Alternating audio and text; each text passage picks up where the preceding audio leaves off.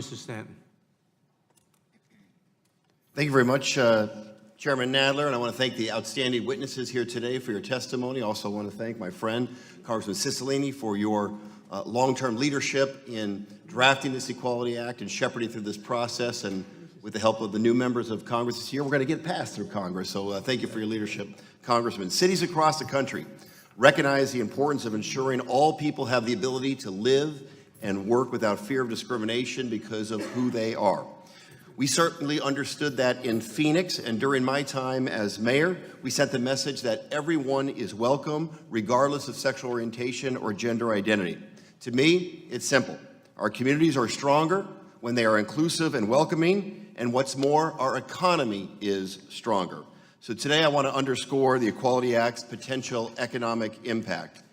In 3 specific cases in Phoenix, we saw that taking action to prevent discrimination had a positive economic impact. In 2013, we passed a citywide non-discrimination ordinance to prohibit discrimination on the basis of gender, sexual orientation, and disability in employment, housing, and public accommodations. As a result, Phoenix earned national recognition as a city promoting equality. Socially conscious companies look to our region as a place that aligns their vision for inclusivity, and they are expanding to create jobs and do business in our city. In 2014, we stood up against a proposed state law that would have allowed businesses to discriminate against customers on the basis of religious belief, the so-called bathroom bill. We joined businesses across Arizona and the country to demand that the governor reject the bill, and major corporations, including Apple, AT&T, American Airlines, spoke out too. Even the National Football League considered moving the 2015 Super Bowl if the bill were to become law. A clear example that pushing discriminatory policies puts us at economic risk. Under pressure, the governor did ultimately veto that bill. In 2016, Phoenix joined other U.S. cities in offering transgender inclusive health care benefits to city employees and their families.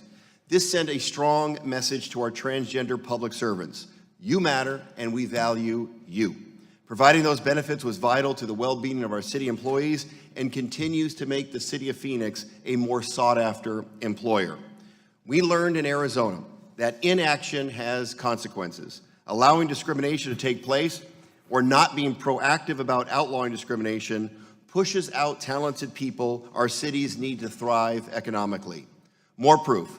A study from the Williams Institute found that, quote, when LGBTQ people are targets of violence, denied equal access to education, stigmatized in communities, and discouraged from pursuing jobs that maximize their skills, their contributions to the whole economy are diminished, holding back economic advancement for the national economy, end quote.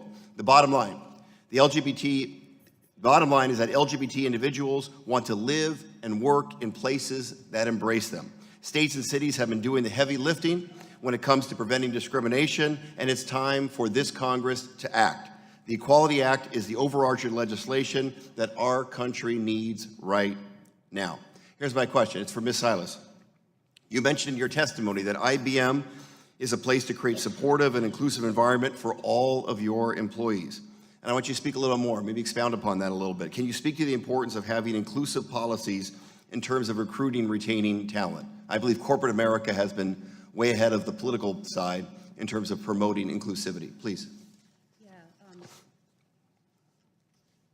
Yes, thank you for that question. So, the reality that we sit in today is there are 500,000 technical jobs open right now, right? And certainly when we think about IBM and our talent needs and venturing into spaces such as blockchain and cybersecurity and quantum computing, all of which are incredibly important spaces for innovation and advancement in the technical field.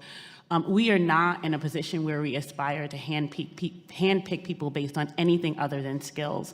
I have no interest in discriminating against people based on personal attributes. It doesn't make good business sense.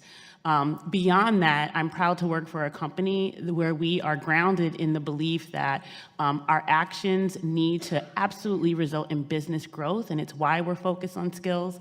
But we also have a 100-year history of focus on societal impact and how do we use our role and our impact on society to drive fairness and equality. That is also good business. All right, thank you very much. The Equality Act is good for the American economy, good for business. Mr. Chairman, I ask unanimous consent to insert into the records the Williams Institute study that I referenced called The Relationship Between LGBT Inclusion and Economic Development, an Analysis of Emerging Economies. Without objection,